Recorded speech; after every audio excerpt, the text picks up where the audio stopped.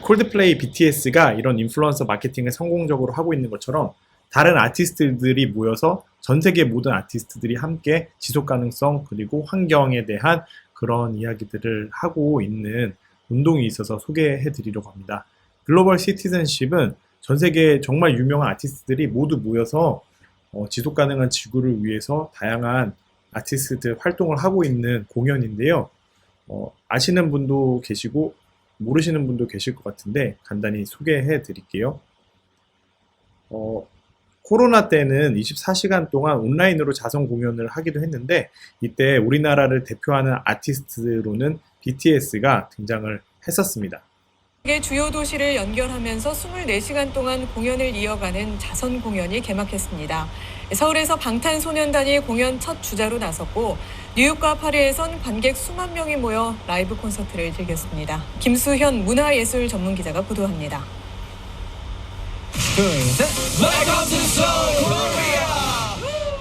방탄소년단이 숭례문 앞에서 펼친 퍼미션 투 댄스 무대가 글로벌 시티즌 라이브의 개막을 알렸습니다. 전 세계 주요 도시를 연결해 24시간 릴레이로 열린 대규모 자선 공연입니다.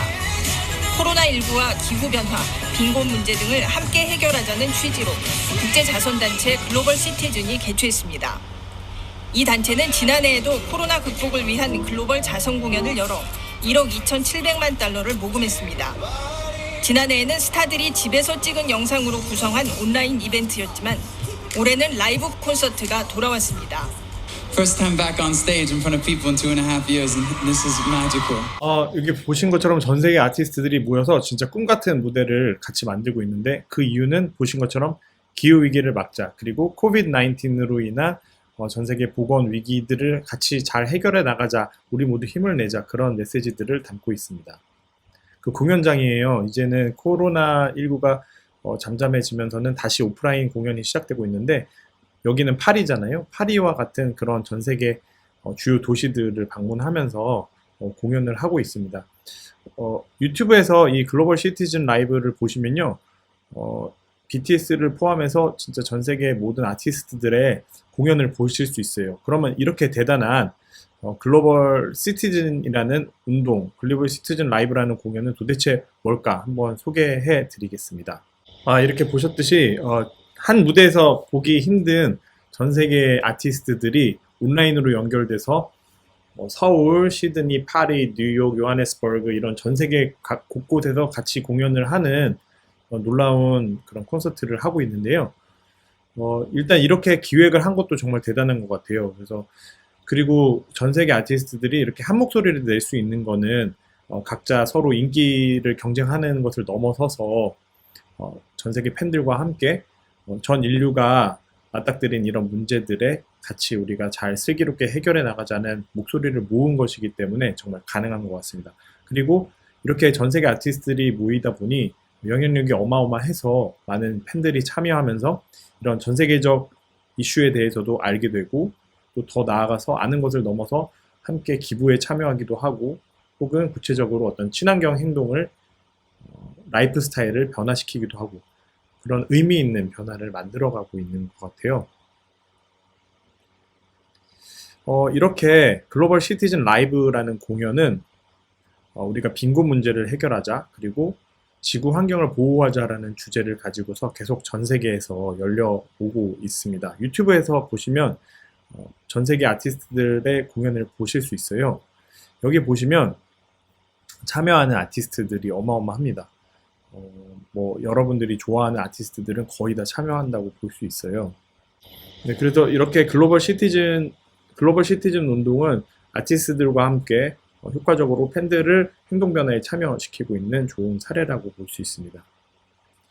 그런데 사실 이런 아티스트들이 사람들의 삶의 변화를 가지고 오고 인식의 변화를 가지고 오고 어떤 시대적 어젠다를 이끌고 가는 것은 이 글로벌 시티즌 운동이 최초는 아니고요. 계속해서 있었던 일입니다. 그 이유는 대중예술이라는 것이 그 시대를 반영해서 그 시대를 살아가는 대중들의 정서에 기반해 있잖아요. 그러다 보니까 그 시대의 흐름과 맥을 같이 하고 또 시대의 정신을 반영하기도 하고 또 더 나아가서 시대의 그 대중들의 의식과 흐름을 바꿔놓기도 하고 행동 변화를 주도하기도 합니다. 1950년대, 60년대 때는 록과 포크 음악이 상당히 인기를 누렸는데요. 이때는 지배적인 어떤 보수적이고 봉건적인 문화와 전통에 대한 거부 정신이 록으로 이어졌죠. 그러면서 대중음악이 발전하면서 사람들이 저항 정신을 가지고 자유를 더 요구하는 정치적 변화까지 이끌어냈습니다. 1969년에 뉴욕에서 우드스탁 페스티벌이 열렸는데요. 이때 젊은 세대들의 의식, 자유 이런 것들과 락이 한데 어우러진 문화 행사로 되게 시대적인 반향을 일으킨 행사였어요. 1964년에 일어난 베트남 전쟁으로 인해서 많은 젊은이들이 죽었고 동시에 반전 운동이 일어났죠. 그래서 저희들이 잘 알고 있는 히피 문화가 이때 생겼죠. 히피들은 전쟁에 반대했고요. 음악은 포크나 락을 좋아했고요. 이 음악에 묻어있는 저항적 메시지를 받아들이면서 정치적인 변화를 요구했고요. 그때 유명했던 아티스트는 밥 딜런이나 존 바에즈 같은 그런 아티스트들이 있고요. 특히 상징적으로 밥 딜런은 Knocking on a Heaven's Door라는 노래 여러분도 잘 아실 텐데 이런 노래 반전가요죠. 반전가요를 통해 가지고 베트남 전쟁에 반대하는 여론을 크게 이끌어냈고 실제로 국민들이 이런 노래를 들으면서 생각이 바뀌다 보니까 미국 정치에도 되게 큰 영향을 주어서 실제로 전쟁을 끝내는데 되게 영향을 주었다고 평가를 받고 있습니다. 그러면서 노벨 평화상 후보까지 올랐어요. 음악이 사람들의 의식에 변화를 주다 보니까 소비자들은 동시에 유권자이기도 하잖아요. 밥 딜런의 음악이 나오면서 대통령 후보가 이제는 전쟁을 맞춰야 된다라고 한다면 많은 음악 팬들이 실제로 반전 정책을 펴는 그런 대통령을 그런 정치인을 지지하겠죠. 아까 말씀드렸던 1969년에 열렸던 록 페스티벌 우드스탁 페스티벌은 3일 동안 열렸는데요.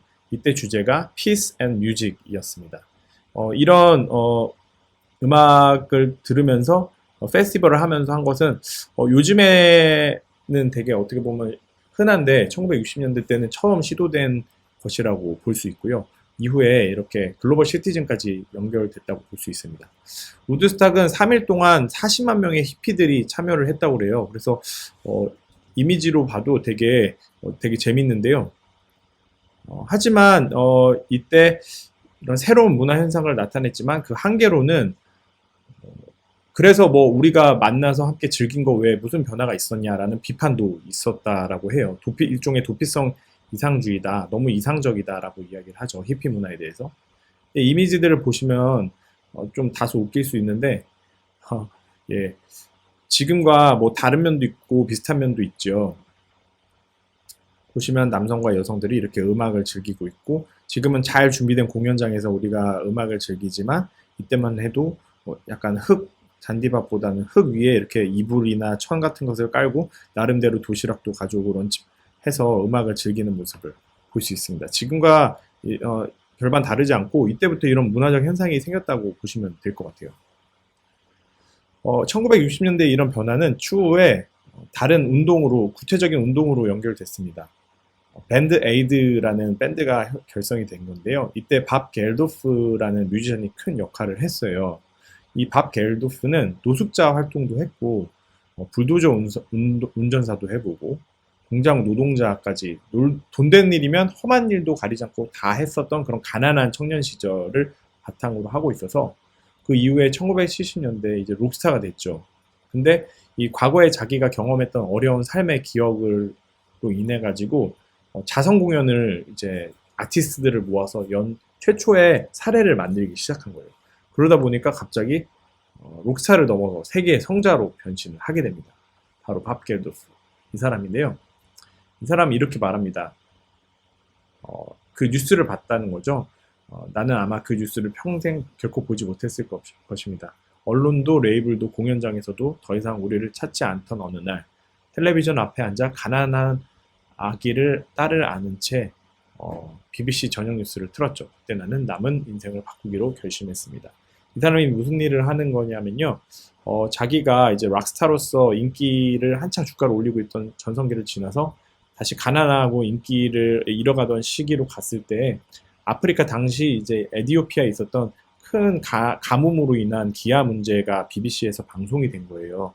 근데 자기도 딸을 안고 있다 보니까 남일 같지 않았던 거죠. 또 자신의 어려웠던 청년 시절도 있고. 그러다 보니까 이제 아티스트들을 모아서 우리가 아프리카를 도와주자라는 노래를 만들어서 그 노래를 판매한 수익금으로 실제로 에티오피아에 기부하는 캠페인을 벌여본 거예요. 요 가운데 있는 웃고 있는 분이 밥 갤더프인데요. 밴드 에이드, 반창고라는 이름의 이 밴드를 결성하면서 당시 슈퍼스타였던 U2의 보노, 스팅, 필 콜린스, 조지 마이클 같은 영국의 대스타들이 다 참여한 거예요. 근데 이렇게 한 사례가 없다 보니까 결과가 어떻게 될까 했는데 예상 모금액의 100배를 넘는 엄청난 돈이 모인 거죠. 100억이 넘는 금액인 것 같아요. 그러니까 당시 금액으로 100억이 넘는다고 하면 엄청난 금액이라고 볼 수 있는데요. 그러다 보니까 이제 어떻게 해야 될지에 대해 더 고민을 많이 하게 됐습니다. 이 많은 돈을 어떻게 사용하게 해야 할지 알기 위해서 가야 했죠. 아프리카에 다녀와서 기금 운영 조직인 밴드 에이드 트러스트를 세웠습니다. 사립 구호 대행사의 손에서 그 값진 돈들이 마구 새나가지 않게 말이죠. 에이드만으로는 충분치 않았어요. 음반 판매 수익금만으로는 한계가 있었으니. 그래서 밥 갤도프는 이것을 뭐 단순히 어느 NGO에 기부해가지고는 이 돈이 효과적으로 사용되지 않겠다 하더니 본인 스스로 어떤 단체를 만들어서 실제로 일을 하도록 만든 거죠. 그래서 실제 변화를 만들기 시작했고요. 그 이후에는 이런 밴드 활동으로만으로는 이례적이다 해서 좀 더 큰 운동을 벌이게 됩니다. 이게 바로 그 유명한 라이브 에이드 1985년에 열린 대형 공연인데요. 글로벌 시티즌의 전신이라고 볼 수 있습니다. 이때 영국의 웸블리 구장 그리고 미국의 JF 케네디 스테디움 같은 전 세계의 가장 큰 경기장들에서 각각 7만 명, 9만 명 정도를 꽉꽉 채우는 공연을 개최를 하게 돼요. 그러면서 사실 이때 전만 해도 뭐 연말 수상식도 아마 많지 않았을 거고 전 세계 아티스트들이 각자 앨범을 내는 게 아니라 한 자리에 모여가지고 공동의 목표를 가지고 음악 활동, 공연을 한다는 거는 상상을 하지 못했었던 활동인데 이것을 처음으로 이뤄냈습니다. 바로 그 그림입니다. 여기 보시면 라이브 에이드 해서 아프리카 지도가 있죠. 아까 말씀드린 것처럼 에티오피아의 빈곤 문제, 가난 문제, 가뭄 문제를 해결하자라는 이름을 가지고 아프리카 사람들을 도와주기 위해서 아티스트들이 모인 거예요. 그때 전설의 25분이 나타나게 됐는데 퀸, 그때 당시 전설적인 밴드죠. 퀸이 공연을 하게 됩니다. 여러분이 퀸의 그 영화, 퀸과 관련된 영화를 보셨다면 프레드 머큐리가 불렀던 그런 전설적인 공연이 있었던 라이브 에이드 공연이 영화에도 잘 담겨 있거든요. 폴 맥카트니, 밥 딜런, 데이빗 보위, 퀸, 마돈나, 브라이언 아담스, 레드 제플린, 롤링스톤스, 듀란 듀란, 여러분이 역사적으로 남아있는 이런 엄청난 밴드들이 한 자리에 모여가지고 공연을 하게 됐어요. 14대 카메라로 촬영돼서 전 세계에 생중계됩니다. 이런 현상은 이제 당시에 전혀 없었던 현상이에요. 그러다 보니까 1982년도 월드컵 때 15억 명이 봤었는데 그 기록을 깨서 전 세계 150여 개국의 20억 명이 이 공연을 실시간으로 시청합니다. 정말 엄청난 어떤 현상이라고 볼 수 있는데 거의 전 세계 모든 국가들이 이 공연을 다 지켜본 것 같아요. 저도 어렸을 때 이런 공연들이 열린 것들이 영상으로 봤던 기억이 들어요. 그래서 그러다 보니까 당시 뭐 소련이나 중국, 폴란드, 체코 같이 당시에 공산권 국가들에도 이 공연이 방영이 된 거예요. 그러다 보니까 이 공산권 국가들이 추후에 붕괴되는, 공산 정권이 붕괴되는데도 영향을 상당히 주었다고 이야기를 합니다. 우리나라에서는 MBC가 하루가 지난 후에 녹화 방송을 했고 당시 퀸의 보헤미안 랩소디 같은 노래는 금지가 돼 있었기 때문에 이 노래는 삐 처리돼 가지고 사람들이 볼 수 없었습니다. 그러니까 당시 보면 뭐 공산국가들도 그렇고 우리나라의 권위주의 군사 독재 정권들도 그렇고 어떤 이 음악이 담고 있는 저항 정신, 자유 이런 가치들을 억압하는 시대 정신이었기 때문에 그런 정치적 상황에서 이런 공연들이 아티스트들이 팬들에게 한 공연으로 인해서 팬들이 영향을 받고 그게 정치에도 영향을 주고 또 아프리카 이슈에 대해서 우리가 잘 몰랐는데 전 세계 아티스트들이 공연을 하니까 아프리카에 이런 문제가 있구나 이 내가 좋아하는 스타가 아프리카를 도와주자고 이야기하는구나. 이 문제가 중요하구나. 나도 뭔가 해야 되는구나. 라고 생각하는 그런 변화가 크게 일어나기 시작했습니다. 이 공연이 끝나자마자 BBC로 엄청나게 기부 전화가 쏟아졌고 영화에도 잘 모여있죠. 1억 5천만 파운드가 모였다고 하니까 우리나라 돈으로는 거의 2천억 원이 넘는, 당시 금액으로 2천억 원이 넘으니까 뭐 지금은 2조 정도 된다고도 볼 수 있을 것 같아요. 그러니까 개인 모금으로 이런 금액을 모을 수 있다는 것 자체가 말이 안 되죠. 그러다 보니까 역사상 유례가 없던 유엔이나 어떤 국가, 어떤 훌륭한 정치 지도자도 절대 하지 못했던 변화를 아티스트들이 만들어낸 겁니다. 그 이미지예요. 여기 보시면 퀸의 프레디 머큐리도 나와 있고요. 폴 맥카트니도 나와 있죠. 예, 정말 전설적인 공연이라고 볼 수 있을 것 같아요. 이 공연을 하다 보니까 밥 겔도프는 워낙 큰 영향력을 실현해서 그걸 보고 이제 전 세계 인류가 충격을 받은 거죠. 그래서 노벨 평화상 후보에 지명되기도 합니다. 아까 전에 보셨던 히피들이 모였던 그 공연, 우드스탁 페스티벌 같은 경우는 모이기만 했지 그 정신을 교류한 거에서 멈췄다면은 실제로 이 밥 겔도프가 만든 라이브 에이드에서는 엄청난 금액의 모금액이 모이다 보니까 공연을 통해서 실질적인 변화까지 만들어낼 수 있겠다라고 생각하게 된 그런 계기가 되었습니다. 이런 아티스트들의 인플루언서 마케팅은 추후에도 계속 이어졌어요. 그래서 2005년에는 여기 보이시듯이 마돈나도 참여한 라이브 8이 열립니다. 그래서 스코틀랜드에서 열렸던 G8 정상회의를 앞두고 참가 정부들이 아프리카 원조를 열심히 하라고 촉구하기 위한 그런 대규모 콘서트가 열리기도 합니다. 밴드 에이드 30라는 추후에 운동도 만들어져서요. 아프리카 에볼라 바이러스를 퇴치하기 위해서 2세대 밴드 에이드가 결성이 됐습니다. 여기에는 콜드플레이, 에드시런, U2, 보노 등 아티스트들이 참여해서 사람들의 인식 변화를 촉구했죠. 1984년도에 에티오피아에 사상 초유의 위기가 직면되는데요. 이때 그 불안정한 정치 체제와 유례없는 가뭄으로 에티오피아 남부와 북부 지방에 살인적인 기근이 일어나요. 그러다 보니까 이 기금의 자금을 모집하기 위해서 노래를 만들자라는 생각을 미국의 유명한 작곡가인 퀸시 존스가 만들었죠. 그래서 그 사람이 드디어 영국에서 열린 라이브 에이드처럼 새로운 운동을 일으키게 되는데요. 거기에 참여한 사람은 마이클 잭슨. 마이클 잭슨이 노래를 만들죠. 여러분들이 아주 잘 아시는 노래일 것 같은데 We Are The World, We Are The Children이라는 노래 아시죠? 네, 그 노래를 만들어낸 운동, 그 We Are The World가 드디어 열렸습니다. 그래서 40여 명의 스타들에게 카스트데이들을 쫙 보내서 녹음을 하자라고 한 거죠. 그래서 다 참여하겠다, US for Africa 행사에 동참하겠다고 한 거예요. 근데 문제는 녹화를 그럼 언제 하지? 라고 문제가 된 거죠. 근데 마이클 잭슨하고 퀸시 존스가 아이디어를 내서 연말 시상식이 있으니까 연말 시상식에 아티스트들 다 모이니까 그 자리에서 우리 녹음을 하자 해서 이 We Are The World는 그 뮤직비디오도 되게 유명해요. 여러분들이 찾아보시면은 당시 마이클 잭슨의 모습이라든지 그런 사람 아티스트들이 서로 손잡고 노래를 부르는 되게 재밌는 모습을 볼 수 있습니다.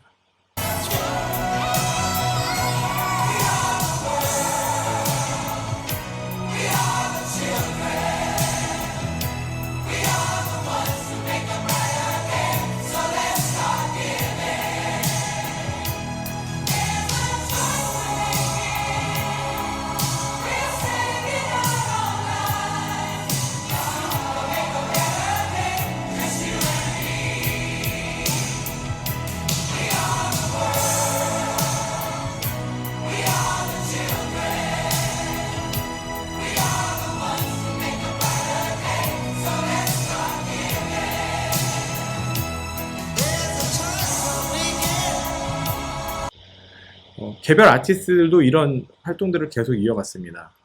U2의 보노도 프로덕트 레드를 만들었는데요. 여러분들 아이폰이나 아니면은 에어맥을 잘 쓰실 텐데 애플과 협력을 해가지고 빨간색 제품에는 에이즈 퇴치를 위한 기금을 조성하는 것으로 정해서요. 애플의 제품에 소수 수량으로 빨간 제품들이 나오고 있죠. 그래서 이런 콜라보레이션을 하고 있고요. 구체적으로 애플의 프로덕트 레드를 구입하시면 코로나 19이나 에이즈 기금을 형성하게 되고 그 기금인 글로벌 펀드를 통해 가지고 아프리카 사하라 이남 지역에 빈곤에 시달리고 있는 국가들을 도와주는데 활용되고 있습니다. 당시 빌 게이츠와 뭐 애플사와 이렇게 협력하는 사진도 있고요. 이 활동은 2006년부터 시작돼서 지금 되게 꾸준히 하고 있어요. 유튜의 보컬인 보노도 어떻게 보면 앞에 있었던 그런 아티스트들의 정신을 이어서 계속 활동을 하는 거라고 볼 수 있죠. 이런 활동들은 팬들에게도 영향을 주어서 팬들도 이제는 열심히 나서고 있는데요. 예를 들어서 K-팝 팬들도 기후 문제에 되게 열정적으로 참여를 하고 있습니다. K-pop for Planet은 사이트를 들어가 보시면은 기후 정의를 위해서 K-pop 팬덤이 뭉쳐서 활동할 것을 촉구하고 있어요. 기후 변화 문제를 해결하기 위해서 전 세계의 K-pop 팬들이 자발적으로 결성을 하게 되었습니다. 옛날에 60년대, 70년대를 이어오면서 어떤 스타 아티스트들이 되게 영웅적인 역할을 하면서 우리 이 문제를 해결하자라고 나섰다면 이제 그 정신을 이어받은 팬들이 그 스타가 굳이 나서지 않더라도 자발적으로 어떤 운동을 만드는 것으로 볼 수 있어요. K-pop for Planet은 그런 점에서 되게 재밌는 예인데요. 그래서 SM, JYP, YG, 하이브 같은 K-pop 생산 기업들을 상대로 해서 환경을 오염시키고 있는 음악 산업의 관행을 개선해야 한다고 촉구를 하고 있습니다. 예를 들면 K-pop 아티스트들의 앨범이 두꺼운 종이 포장재와 플라스틱 소재의 CD 그리고 비닐 코팅된 사진 등 이런 재질이 혼합되다 보니 재활용도 어렵고 또 쓰레기 발생량도 많이 한다. 그래서 우리가 이것을 바꿔나가야 된다라고 이야기를 하고 있는 거죠. 하고 있습니다. 이런 활동에는 인도네시아, 태국, 필리핀, 한국 등 다양한 국가의 K-팝 팬들이 모여서 함께 힘을 모으고 있습니다.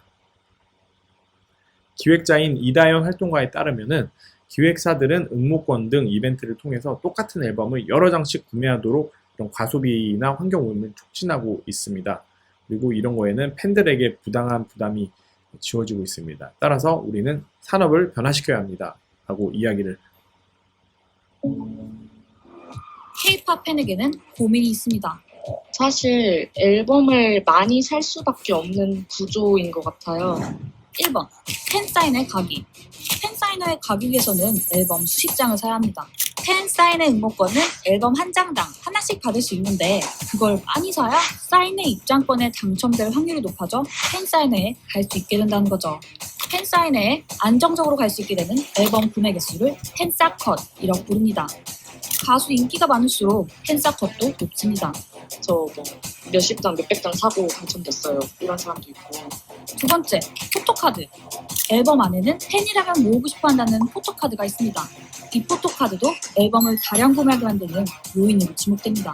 앨범에는 포토카드가 무작위로 들어있는데 자기가 원하는 포토카드를 얻기 위해서는 한 장을 사서는 어림도 없습니다. 게다가 판매처마다 포토카드 종류를 다르게 해 여러 곳에서 앨범을 사모으게 만듭니다. 최근엔 이런 말도 생겼는데요. 앨범 깡. 원하는 포토카드를 얻기 위해 앨범을 많이 사서 뜯어보는 것. 앨범 깡이 흔해지다 보니 이런 곳도 생겼습니다. 홍대였나? 그쪽 어떤 곳은 가면 이제 오프라인 샵인데 팬들이 앨범 깡을 하도 많이 하니까 나머지 앨범을 버릴 수 있는 공간이 또 있어요. 많이 사고 많이 버리는 것만이 문제가 아닙니다. 앨범 재질도 잘 분해되지 않는 플라스틱, 합성 소재가 사용되고 분리수거하기 어려운 구조로 돼 있죠. 음반을 정리하는 과정에서 나오는 그 쓰레기가 일반 쓰레기인지 아니면 분리수거 되는 건지가 헷갈리더라고요. 검색해도 나오지도 않고. 90년대만 해도 앨범을 많이 사는 문화. 이렇게 보시면 팬들이 기획사에 환경 보호를 해야 한다고 오히려 촉구하고 있는 거죠. 아티스트들은 환경을 보호하자고 이야기하고 있는데 기획사들에서는 정작 앨범을 더 많이 팔고 또 수익을 얻기 위해서 팬들에게 앨범깡하게 만들면서 과도한 쓰레기들을 생산시키고 있는 거예요. 이런 부정적인 마케팅 활동에 대해서 팬들이 가만 좌시하지 않으면서 기획사에 적극적으로 변화하라고 음악 산업을 거꾸로 소비자들의 입장에서 산업, 생산자들에게 거꾸로 변화를 촉구하고 있습니다. 온라인도 마찬가지인데요. 스트리밍 서비스에서 탄소를 배출한다는 사실에 대해서 알고 있냐라는 그런 설문조사를 한 결과 아직은 60%에 이르는 팬들이 스트리밍 서비스에서 우리가 그 데이터를 사용할 때마다 친환경적으로 데이터 관리가 되지 않으면은 계속해서 환경 오염이 된다는 사실을 모른다고 이야기하고 있고요. 그 팬심으로 이제 아티스트들의 순위를 돕기 위해서 스밍을 많이 하는 거죠. 90%나 많은 90%에 이르는 팬들이 스밍을 하고 있는데 이런 과정에서 탄소 배출을 많이 하고 있다는 사실을 모르는 거예요. 그래서 K-pop for Planet에서 스밍, 즉 K-pop 팬들이 좋아하는 아이돌의 그 음원 차트의 순위를 높이고자 스트리밍 서비스를 특정 시간에 맞춰서 형식적으로 이렇게 반복하는 행동을 하면서 5시간 넘게 한다고 하는데, 이때 이 스트리밍 서비스들이 데이터 관리를 친환경적으로 하도록 요구하는 거죠. 누룰 사리파라는 이 K-pop for Planet의 설립자는 스밍 행위가 우리들이 사는 행성에 악영향을 끼친다는 것을 많은 K-pop 팬들이 모르고 있다라고 이야기를 하고 있어요. 그래서 이 K-pop for Planet 운동을 통해 가지고 멜론 등 여러 스트리밍 서비스의 지속 가능성을 위한 변화를 촉구하고 있다는 거죠. 그러면서 이제 데이터 센터를 운영할 때 재생 에너지, 친환경 에너지를 활용하라고 촉구하고 있습니다. 실제로 설문조사를 했더니 많은 팬들이 친환경적인 플랫폼으로 갈아탈 의향이 있나요? 라고 하자 많은 팬들이 그렇다고 이야기를 했습니다. 그래서 구체적으로는 멜론은 탄소맛 캠페인을 하고 있어요. 이걸 통해서 요구하고 있습니다. 음악 스트리밍 업체들이 올해 안에 100% 재생 에너지의 전환을 선언할 것을 요구하고 있고, 또 어떠한 에너지원을 사용하고 있는지 투명하게 공개할 것을 요구하고 있습니다. 실제로 우리나라 서비스들은 아직 대응이 늦지만 세계 1위 스트리밍 업체인 스포티파이는 탄소 중립을 위한 UN 기후변화 협약 제로 투 레이스 캠페인에 참여했어요. 그래서 해마다 온실가스 배출과 관련해서 정보를 투명하게 공개하고, 또 친환경 에너지를 사용함으로써 데이터 센터를 운영할 때도 이산화탄소가 많이 발생하지 않도록 하는 그런 노력을 하고 있습니다. 여러분, 처음에 글로벌 시티즌 이 라이브라는 전 세계 아티스트들이 한 자리에 모이는 어마어마한 콘서트를 소개해드렸고, 이런 아티스트들의 움직임이 1950년, 60년, 70년대 때도 지속적으로 있었던 활동이라는 것을 소개해드렸어요. 아티스트들은 이렇게 사회적 이슈에 대해서 팬들에게 목소리를 높일 수 있고, 팬들은 또 그 아티스트들의 목소리에 크게 영향을 받아서 실제로 정치적인 변화까지 이끌어내는 문화현상을 만들어내는데요. 과거에 이런 활동들이 몇몇 스타들에 의해서 주도됐다면은, 현재는 팬들이 자발적으로 나서서 산업의 변화까지 이끌어내는 그런 K-pop for Planet 같은 그런 활동들까지 이어지고 있습니다. 오늘 사례에서 보셨듯이 대중문화는 사람들의 인식과 행동 변화를 이끌어내는데 되게 아주 효과적인 도구라서, 아티스트들은 자신의 음악, 자신의 활동을 통해서 팬들 그리고 시민들의 행동에 영향을 미치는 그런 인플루언서 마케팅을 하고 있다고 볼 수 있습니다. 이런 활동들은 아티스트들의 이미지에도 도움이 되고, 또 실제로 산업의 긍정적인 변화, 정치의 변화에도 긍정적인 영향을 주기 때문에 아티스트들과 사회에 서로 좋은 영향을 주고받는 좋은 구조라고 볼 수 있습니다.